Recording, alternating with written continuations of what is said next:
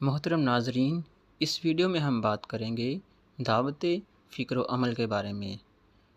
جگر گوشہ رسول صلی اللہ علیہ وآلہ وسلم حضرت حسین رضی اللہ تعالیٰ عنہ کی دردناک مظلومانہ شہادت پر تو زمین و آسمان روئے، جنات روئے، جنگل کے جانور تک متاثر ہوئے، انسان اور پھر مسلمان تو ایسا کون ہے جو اس کا درد محسوس نہ کرے یا کسی زمانہ میں بھول جائے۔ لیکن شہید کربلا رضی اللہ تعالیٰ عنہ کی روح مقدس ورد و غم کا رسمی مظاہرہ کرنے والوں کی بجائے ان لوگوں کو ڈھونڈتی ہے جو ان کے درد کے شریک اور مقصد کے ساتھی ہوں۔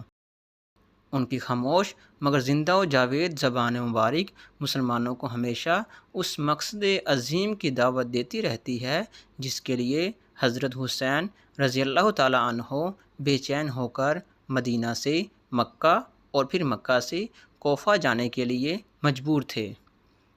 اور جس کے لیے اپنے سامنے اپنی اولاد اور اپنے اہل بیت کو قربان کر کے خود قربان ہو گئے۔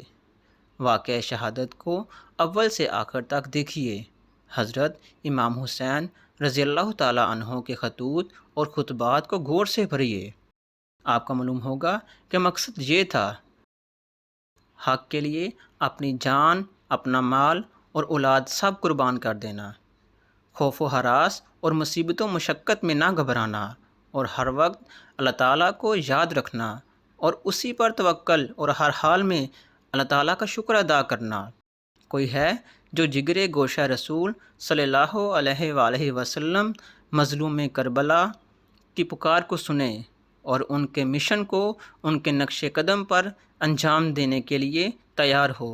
ان کے اخلاق فاضلہ اور اعمال حسنہ کی پیروی کو اپنی زندگی کا مقصد ٹھہرائے۔